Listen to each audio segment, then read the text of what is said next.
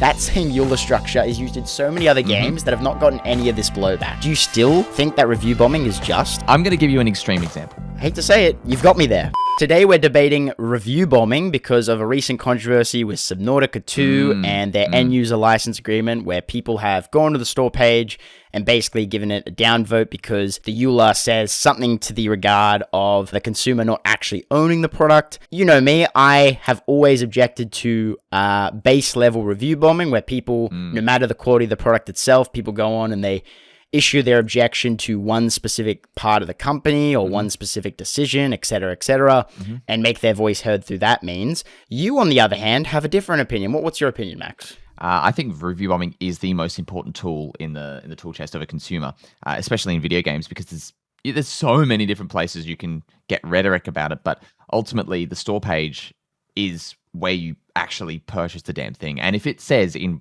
bright red text, not recommended, you're going to look into why that is, I would suspect, right?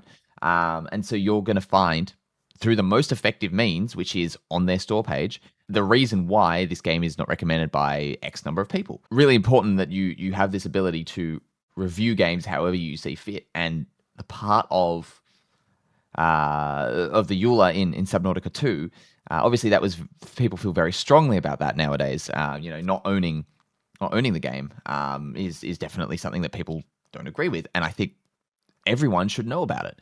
And so if it's on the store page, great. I'm going to go straight to the store page and see not recommended. Why? Because they've put this in the EULA, and I can then make an informed decision. You have always said the best form of protest is to not purchase it, to not give them your money. The wallet protest. And I stand by that. I think that is the best form of protesting against. If you have an objection to the company or you don't like a product, I think that's the best solution. And I guess that what this comes down to for me is, whilst the consumer should have the right to say what they please in their review, it's their review after all, I have a moral objection to review bombing. So there's a bunch of other examples, of course. One of the more famous recently was to do with Fallout 4. Bethesda put a patch out and it broke a bunch of the other Fallout games. At some point you mentioned to me something about Grand Theft Auto and Theft Auto people... 5 had a similar thing. What was the story about that? Exactly. So if I remember correctly, it was to do with Open 4, which is a hook for modding in GTA 5. Take-Two issued a cease and desist notice to this company who developed this completely free tool. Most people were like, it's not the GTA Online stuff. Sure, if that's your actual reason, whatever. But what they didn't like was it also then stopped all other mods, so single-player mods included. In that period of the review bombing, I actually have the data right here in front of me. In June 2017, GTA 5 received 34,500 negative reviews. Now, obviously, Steam breaks down the reviews based on time frames. So you've got overall and recent. I actually believe, if I recall correctly, this example was the reason they separated them. But anyway, most people who've gone to the store page who want to buy GTA, because it's probably one of the biggest games in gaming, probably saw Open 4 and then were able to make an informed decision about it. If I was a consumer at that time and I hadn't played GTA 5 yet because I was living under a rock, and I really enjoyed GTA 4's story, and that's the reason I was buying GTA 5, I should be able to go to the review section in the product page, right, where the product reviews are, and determine, okay, what do people think about the story? And normally when you would go on games on Steam and you'd read through the product reviews, someone would touch on the story and give their opinion on it, right? But for that consumer going there during that controversy, all they would see is red downvotes, this sucks, the company's evil, etc., etc. And as a result, that consumer may be discouraged from buying the product, even though their intention had nothing to do with that controversy, had nothing to do with modding. They might not be interested in mods at all. But because of that reason, they never experienced GTA 5. And that's why I think it's fundamentally unethical, because these are not people review bombing games, going there and writing a constructive review of the product itself, and then in that review saying, also, I think the company is bad because XYZ reason, because they slap down modding, etc. They're not doing that. What they're doing is saying, Rockstar Games or Take-Two or the publisher in question sucks, lol, downvote. They ruin modding, downvote. You know what I mean? And I think that's unethical because you're not actually reviewing the product. You're expressing outrage about something, but you're not reviewing the product. And I think that's a serious problem and a moral objection. Now, once again, I'm not saying or advocating that people shouldn't be allowed to do that. Obviously, Steam, as you outlined, has taken their own measure to kind of reduce the impact by having recent reviews and overall review status. But for me personally, I don't think people should have their reviews deleted because it's not substantive, but I think I have a moral objection when you as a consumer actually really like GTA 5 and you think the product is good, but instead you go in there, you delete your review and say, I can't believe publishers this evil, downvote. Like, as a consumer, that doesn't give me any actual information about the product, which is what I think the product review page should be for. When I go onto the GTA 5 Legacy page on Steam, I get the overall reviews, which is very positive, right? Very positive, 93 recent reviews, and English reviews say 84% positive, right? Yep. Overall. If I scroll down a bit more, I then get curators, which is sort of like, it's not used as much anymore, but it is a pretty distinct section on there. Now, I actually happen to follow Total Biscuit from back in the day. Rest in peace. Rest in peace. Love that guy. He's got a review here on the store page right here that says, as of June 2017, this game no longer supports the vast majority of mods due to legal action by Take-Two and Rockstar. Consider this carefully before purchasing. Great game, terrible behavior. Do you think that people should be allowed to do what Total Biscuit did here? Do you think people are saying that? Do you think people are saying, like Total Biscuit, that the game is good, but it's got this one thing and people should consider that carefully? Or do you think people are going on and saying, this thing sucks, downvote? I would imagine there's quite a large percentage of people doing that. But that is totally within their right, because that will bring down the overall score and say to Take-Two and Rockstar, as it literally did this, we don't like this. We, as consumers, think this is bullcrap. This is the easiest way that someone can do it. Twitter and YouTube back then, you kind of had to be established. The algorithm was nowhere near as advanced then as it is now. And so you'd probably, this Josephine person that I just invented, they probably wouldn't, if they tweeted about it, it might get 20, 30 views back in the day. Nowadays, it might get 300 views. But how many people are going to read Josephine 32's opinion and go, yes. But when you've got a majority of people on the storefront saying, I don't like what they have done here, surely that's a great thing, because it means that it's going onto the store page and saying directly to the prospective buyer, you should consider this. You should have this in your mind. Grand Theft Auto is probably not the best example because everybody knows the game is quality. Whereas Subnautica 2, I think we can go back to that example now. It's an early access. And so I think the quality question is still absolutely up for debate. And it seems to have been proven. But I think a really good example of the effectiveness of review bombing is how, when you brought this topic up to me, I had no idea about it. And the reason you knew about it was because I presume someone wrote an article about the review PC bombing. Gamer, that's right. That's right. Answer me this. Would you have known about it at all if it weren't for the review bombing? Think about, would PC Gamer have written their review if review bombing hadn't happened?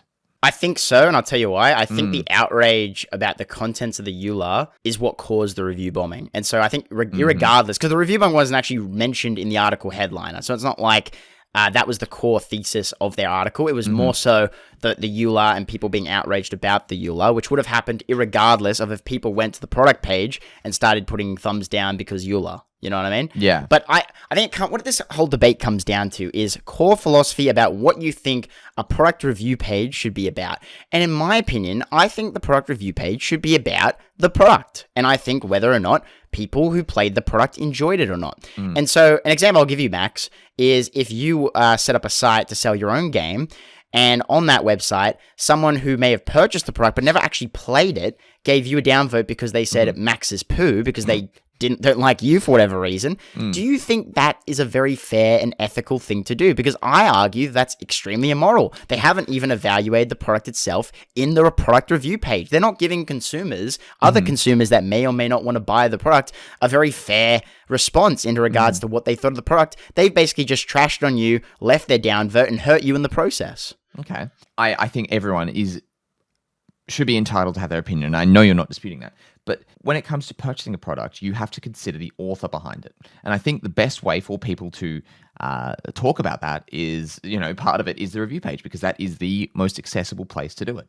And it actually affects something. On Twitter, people will just say whatever the hell they want, doesn't actually matter.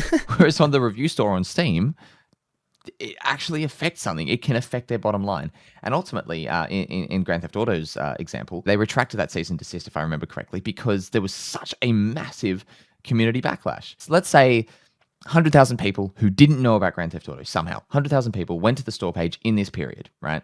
They didn't know about Grand Theft Auto. They didn't know about the quality of the game at all. They had never heard of it. Let's say they go to the store page and they see positive. And they hover their mouse over and it says 60% say it's positive. You're like, that seems very low. Let's scroll down. You're going to find a lot of the higher rated reviews, people who actually upvote these things, have a fairly balanced review. Like, it is not just a cesspool down there. It is actually based on the number of people that like the review. And I would expect that the free market of ideas would say the best, most balanced review here is one that says, yes, the game is good, but look what they've done to the modding community. And then out of those 100,000 people, let's say even 5% take problem with that. They say, no, I don't want to purchase this game. That's 5,000 people that don't pay $100 for this game. That affects Rockstar and Take-Two's bottom line. And so therefore they actually have to address it, because, you know, you get into earnings calls and then you have to explain to your investors why you didn't get that 5%. And then investors might go, this is nonsense. No, undo this. And then you have the desired effect of reversing this in their minds, poor decision. In my mind too. I don't dispute how effective it is as a measure to get an outcome. Of course, if you put a bunch of negative reviews on the store page of a developer and it's something they can change, maybe they change it. You know, maybe they give in. I'm not even disputing that there is a reason to change reviews. Of course, in the Fallout 4 instances, there definitely was a reason to change it because the product no longer functioned. Of course, that for a review, right? If I played a product and it was good when it worked and then no longer works, of course, it's well within my right and I should. It's almost borderline obligation if I'm a game reviewer to go back and make an addendum and say, hey, look, you know, the game no longer works. That's a pretty fundamental issue when I want to play a game if I'm a consumer. But in these other instances of review bombing, it has often nothing to do with the product itself. It often has nothing to do with the product. In Subnautica's case, it's entirely based on a document that everyone normally ignores and then plays the game, right? And once again, I'm not going to defend that EULA because I think you should own your games when you buy it. 100%. On that train, I think people should make YouTube videos. I think they should write articles and say, hey, look, you know, that EULA sucks. And also they should go ahead and trash on the 100 other games that also have that in their EULA, because it's basically in every game if you read it, by the way, people. I don't think it makes sense if I played Subnautica 2 and I really enjoyed the product. I thought the developers did an outstanding job, and I thought people who played Subnautica 1 would love it. And I go to write my review and I would write glowing things, but because it's one thing, I'm not going to do that. Instead, I'm going to say, lol, EULA. Downvote. I think that is immoral. I think if I write a very substantive review and I say, I really enjoyed the graphics, I didn't enjoy this crafting section, hopefully they improve that, I really enjoyed this, I didn't enjoy that, and then in that review, I say, now, I also, as a note to consumers, I think something like Total Biscuit did, right? And say, hey, look, this is something they've done, consider that when purchasing. I don't have a problem with that at all. But if I'm going there because of this recent news that PC Gamer found the EULA said this, therefore downvote trash, I think that's immoral, because you're not evaluating the product. You're not saying whether or not you agree with the product being bad or not. You're just saying this thing, which may or may not be even related to the company or the product or this, it's entirely outside of it, right? And you're saying that's bad because game trash, lol, EULA.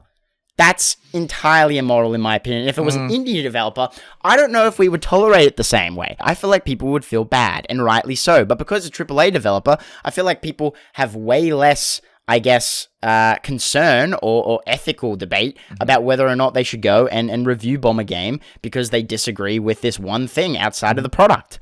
And if it was an indie developer and I spent ages making my game, and then I don't know, let's pick a random example. If I tweet a GIF, or if in the Steam store page, I use the wrong verbiage and people didn't like that, and they bought the product and they put a review saying this developer put this GIF on their X in the product review page, I would feel extremely upset about that, because they haven't reviewed the product, which is what it should be for. If you have an objection with the company, or you have an objection with the developer behind the game, go on your X, tell your friends, make a YouTube video, write to a local columnist. You have so many options at your disposal. Why do you insist on using the product review page to do it? Because you're too lazy, and you damn well know you can't be asked to affect actual change. So what you're going to do is you're going to go to the store page and write EULA bad.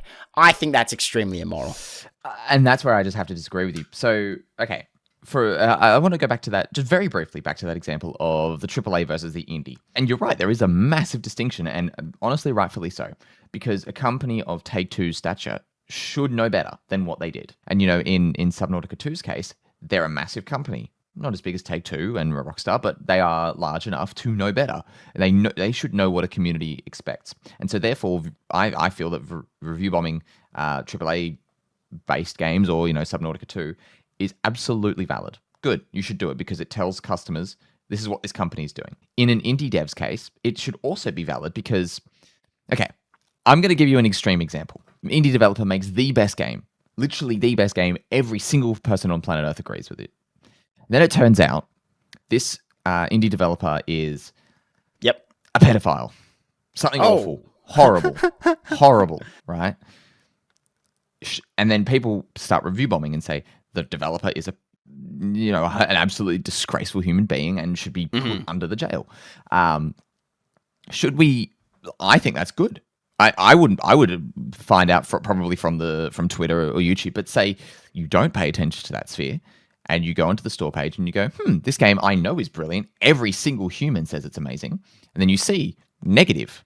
You scroll down, you read the review, and the top review says the developer is awful, disgusting. Here's why. Here's the actual justification why.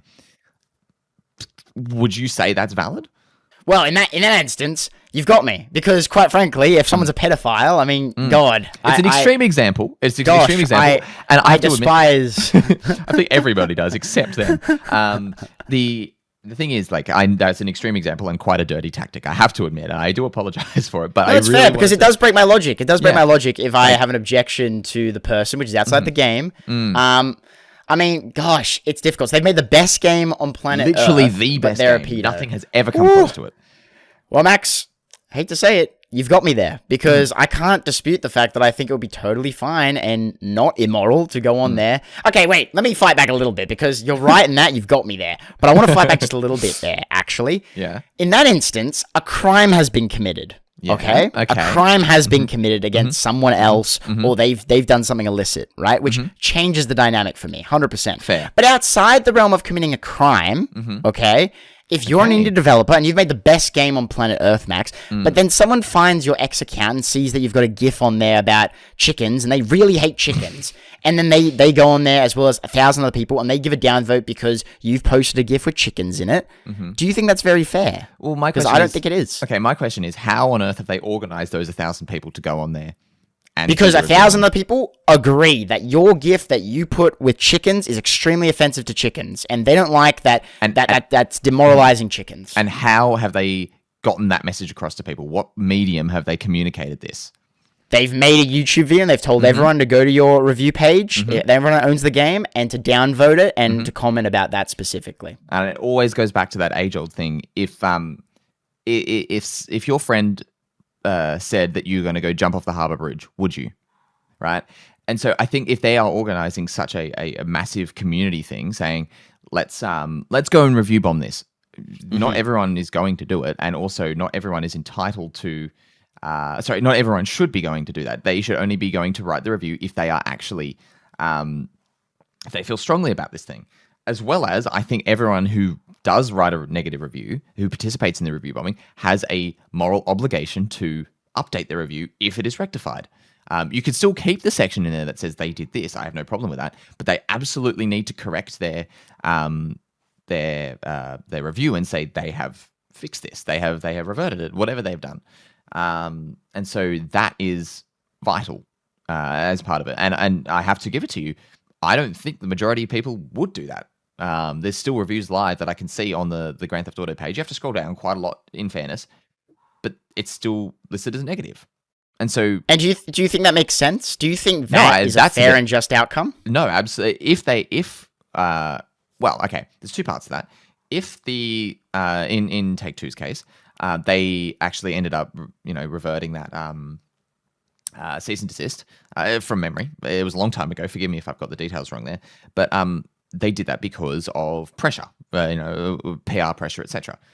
So eventually, the review bombing and the massive campaign that people like Total Biscuit and Nerd Cube started back in the day, their campaign was successful.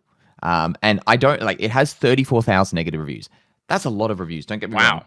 But it's like, how many views do you reckon Turtle Biscuit's video got talking about that? How many views do you reckon? Yeah, I don't actually know. 400,000, something like that? Somewhere around there. And I suspect Nerdcubes and other gaming commentators back in the day had similar number of reviews because it's a massive controversy, right?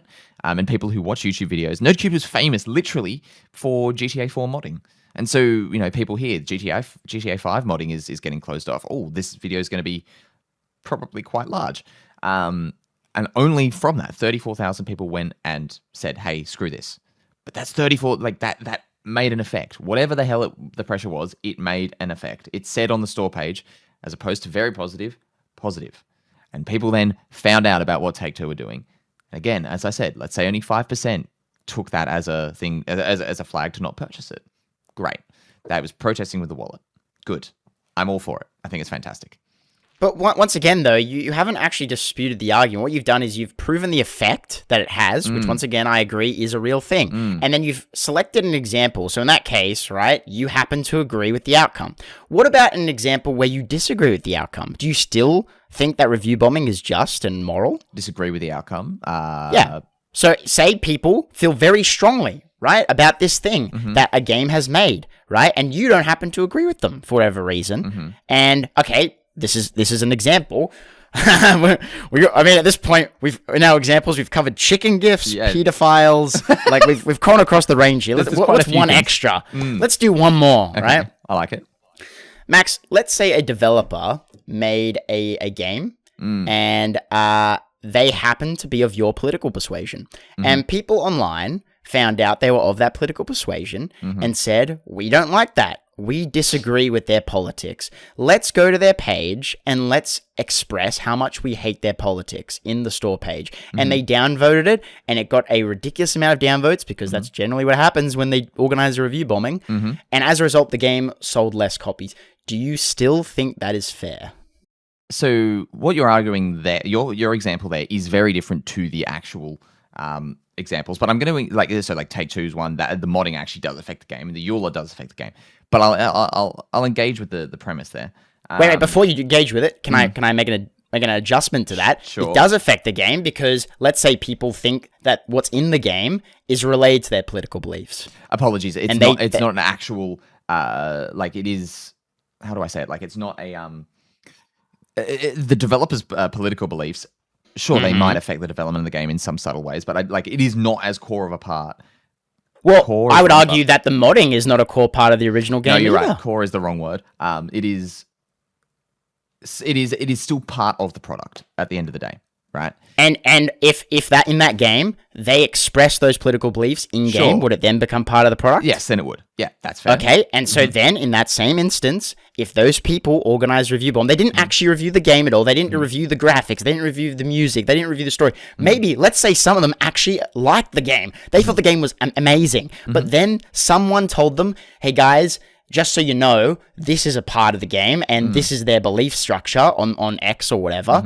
We should all go review bomb so that consumers know, so that we can make change, so that we can affect the change we want. Do you still think that is fair? In that specific circumstance, I would have a problem with that because someone's core political beliefs aren't. Yes, they are a choice, but they're also not because they're formed with their upbringing. And so, if it is purely because these people disagree with the beliefs, look, they're entitled to their opinion and they're entitled to put that wherever they wish. But I do think there is questions to be had there. Like, is that the right place to be putting it? Like, are you sure? What? I mean, Max, you know what I'm going to say now, right? You kind of conceded that in some instances, review bombing is immoral and just. And I feel like it's a very simple... In the same way that you also conceded that it is moral and just in some circumstances. And I gave you that. In instances where a crime has been committed, 100%, I think it's fair. I think most consumers, the vast majority, would care if a developer was a pedophile. I feel, and a convicted pedophile at that. Convicted, yeah. If they were a convicted pedophile... Yes, that would be a very good reason in my mind to review bomb, right? In that instance, I will concede. You have convinced me wholeheartedly. I will change my opinion on review bombing. in that instance where an illicit crime has been committed. Outside the bounds of that, which encompasses your original example of Subnautica 2 and Grand Theft Auto, okay, because no crime in that instance, there's no pedophilia or illicit crime being committed. Definitely okay? Not. So outside the bounds of that, in the same example as the indie game, you said you would have an objection to that. Yep. But that's part of the game, Max. Let's say the game has messages in the game itself that relate to your philosophy. But you said, I have an objection if people went and review bombed it. Now, it's the same logic people are using to review bomb the other games. In the example of Subnautica 2, it's a part of the game because it's the EULA, right? It relates to the game. Why is that any different than something else which is in the game, which touches on their political philosophy and their political persuasions? I think the point I was actually going to try to get at was, it goes back to that whole thing that I said before, like, if a friend told you to jump off the harbour bridge, would you? And so these people clearly had conviction enough to say, I don't like this part of the game, therefore I'm going to review it. So I concede with an asterisk, right? I think that is an example. Like, I could sit here and defend it and say, no, I completely disagree with it to try and stay consistent here. But I do have to say you are correct in that circumstance. I don't, whether it's related to me or not, like, I am not a Trump supporter in any way. I'm the total opposite, right?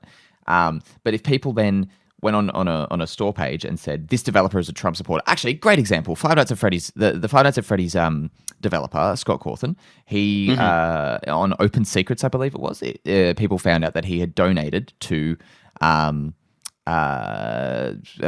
Trump's campaign in 2020. Now, I do not in any way endorse Donald Trump, and I think he is, terrible president. Not to get political or anything. Hate politics, not good. But people were outraged for many reasons, and I think that the outrage is valid. I think the community is, for example, very LGBT.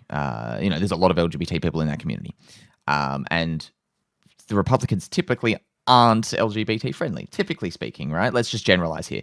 And so people were rightfully in that community very upset that he did this. And I don't believe this ever happened, but do correct me if I'm wrong here if you're aware of a situation, but the game wasn't review bombed. But let's say it was, and people said he is a Trump supporter.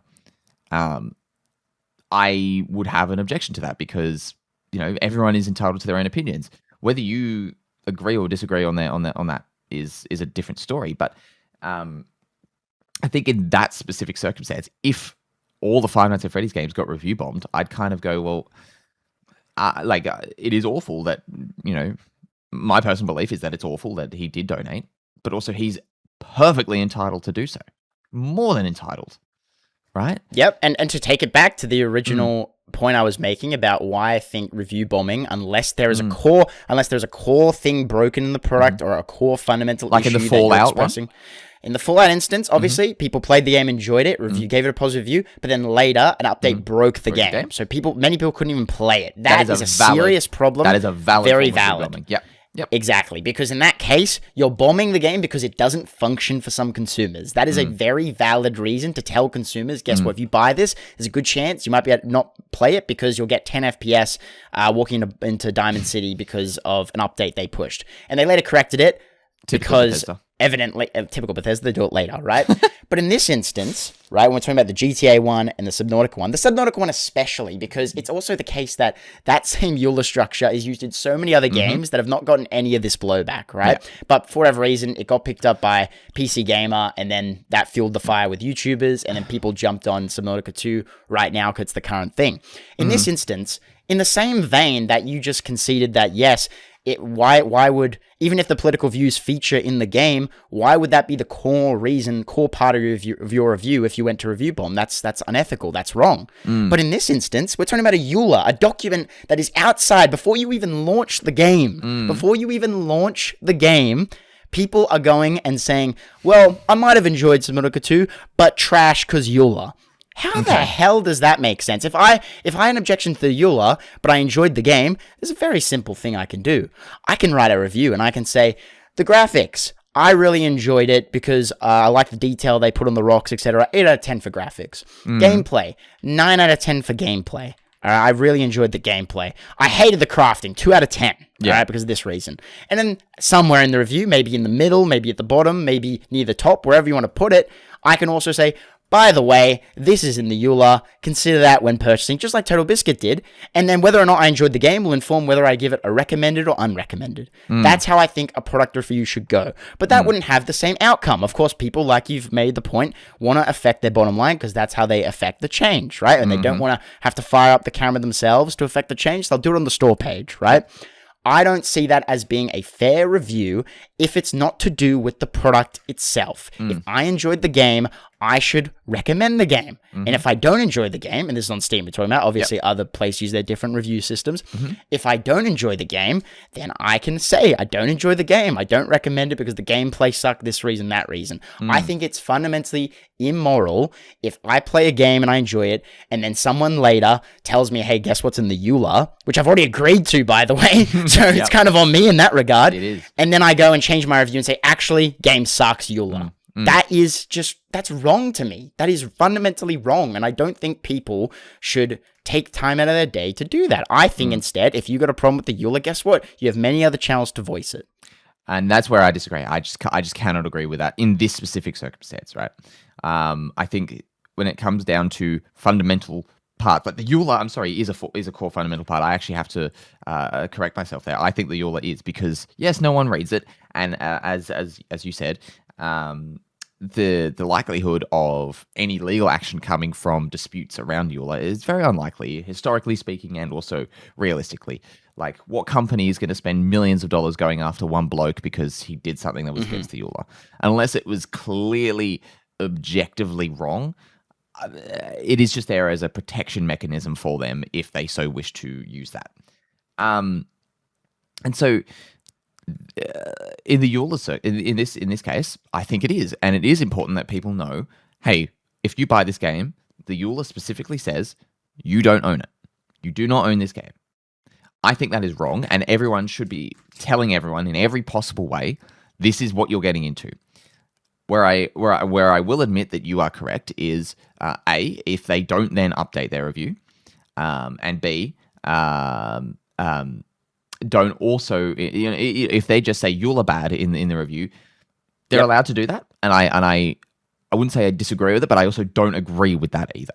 I think they're in your way. I think they should be obliged to write a reasonable review. About and the reason I make that sort of distinction between the two, between the review that just says EULA bad, downvote, and the review that has a very substantive review of the game itself they played, and then in there they talk about the EULA, and even if the EULA was the thing that got them to downvote it, I see them as fundamentally different. I don't see the second one as review bombing where I do as the first one, because the first one doesn't give other consumers an indication of the quality of the product itself. It just touches on this one thing that everyone's decided to campaign against, right? And that one thing doesn't even happen to be part of the game. And I yes, you agree with it, but even if you can do something and everyone can do it for all these games and not read it once, I don't know if I would regard it as a core part of the game. Like, yes, it's part of your how the legal background works, and yes, it's about your rights as a consumer, 100% agree,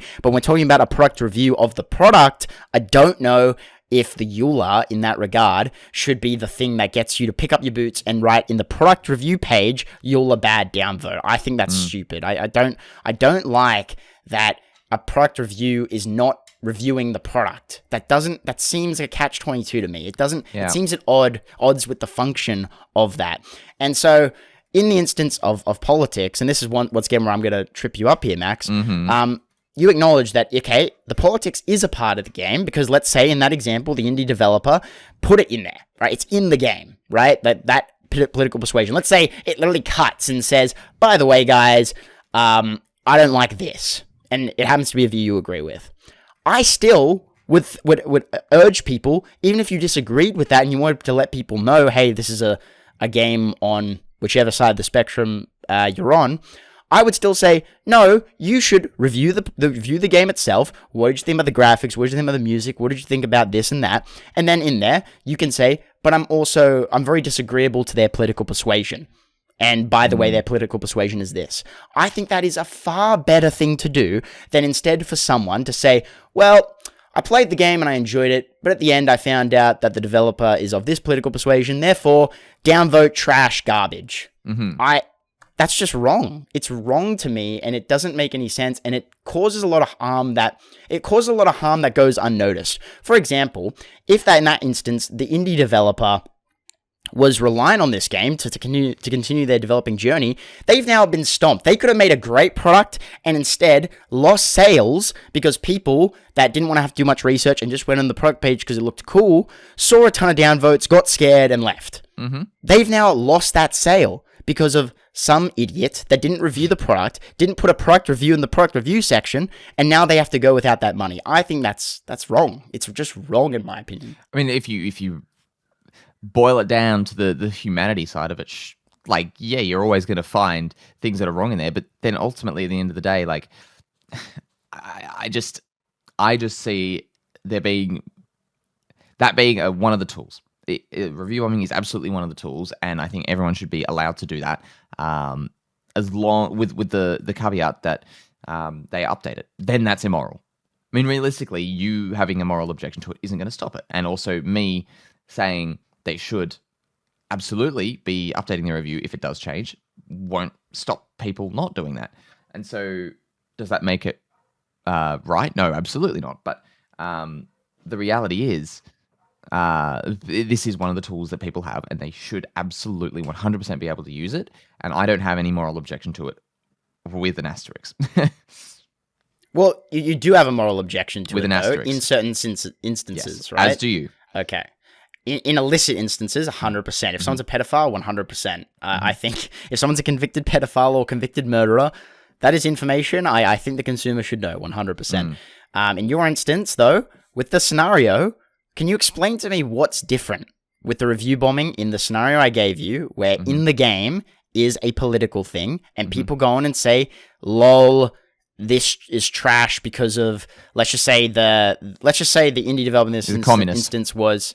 Yeah, perfect. All right, let's say the indie developer, let's be nicer. Let's say they're a socialist, right? And at the end of their game, they had the character express their opinion on their behalf that, you know, socialism is good for whatever reason. And people watching this may agree or disagree with that, right? That's up to you to decide. We're not a political channel here, so believe what you like, I say.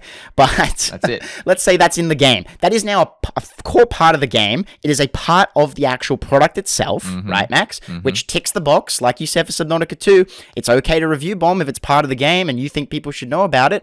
Why is it different? With the illicit activity, I can sit back here and say, hey, look, it's different because a crime has been committed. That's the big difference. That's the differentiator. What's the differentiator here, Max? If both are part of the product and consumers are expressing their opinion about this thing, why is it different? Going from the EULA or the Take-Two situation, why are those different than this part? Because in this example, they are things that directly affect the product. And how a user would interact with the product. And I see your political point there, 100%.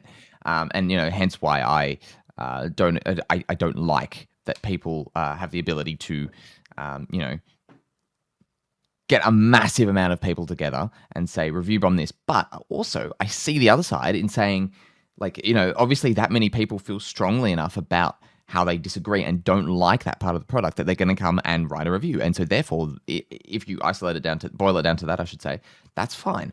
Like, if these people actually genuinely don't like the product and they think that it makes it a bad product because of that, they should be able to do it in the same way that the EULA and the modding situation was probably a similar situation. You know, people that felt strongly about modding or about the EULA wrote a review saying, game bad because of X, Y, Z, right? In the politics example, though, if people are coming onto the store page and saying, like in the Five Nights at Freddy's example, if they're coming onto the page and you know, 50,000 people have come along to say Five Nights at Freddy's is a garbage franchise because Scott Cawthon donated however much money to Donald Trump in 2020. Like, that I concede, I don't like that very much. But at the same time, I also have to be somewhat consistent and say, look, they're entitled to do that. And I still think that is important information for a lot of people to know because the Five Nights at Freddy's community has such a large LGBT community around it. And that's not lost on me. But okay, so as a bridge here, why don't how about we agree then? We can agree or disagree on the fundamentals of the morality, but where we can bridge this, and for people at home, maybe you're watching this and maybe you started off agreeing with either Max or myself, and now you maybe the other person has brought you to the center here. As a bridge, maybe we can say, look, if you are going to participate in review bombing, I think it is you need to uphold yourself in a way where if it was your product, you would find acceptable. Yes. So in an instance where you're reviewing a product in a product review page and you've played the product and say enjoyed it, you should still review the product honestly. And then in your review, say, hey, by the way, the game has a EULA, which I morally object to. Here's why. And that's why I'm giving it a down vote. And that way, a consumer who comes to the page, like I made the distinction earlier, the reason it's different when you write that substantive review with your objection in it versus just the objection and say EULA bad, the big difference is a consumer that comes to the page that doesn't care about any of that jargon and just wants to play the game can still read your review and say, okay, he enjoyed the gameplay, he enjoyed the graphics, he enjoyed the story, he didn't like the EULA. I don't care about the EULA, therefore I can play the game. That gives them enough information to use in a way that will give them a better reference point. It'll make them more informed. Whereas if you just say EULA bad and review bomb that way, I think that is unfair. But obviously, as the bridge, I think where we can meet, Max, is saying, look, if you're going to review bomb, make it substantive, review the product, and then in your review, put your objection to whatever the thing is. Yeah. And always update it if there is a change to the thing you were protesting against. Always say that. That's very fair. I think that is very, very fair. But what do you think, viewer? You've listened to two idiots jargon on about the end-user license agreement of Subnautica 2 and whether or not review bombing is bad for, 40 minutes now? You must be somewhat interested in this. You must be at least a little bit passionate. So tell us in the comments. Give us your thesis, what you think, who you agreed with more, and we will actually read it because we're starting from zero here, so it's literally impossible for us not to see it. Review bomb this video right now. Hang on a second. Look, there it is. But if you enjoyed it, do that and we'll read it. Thank you very much. Thank you.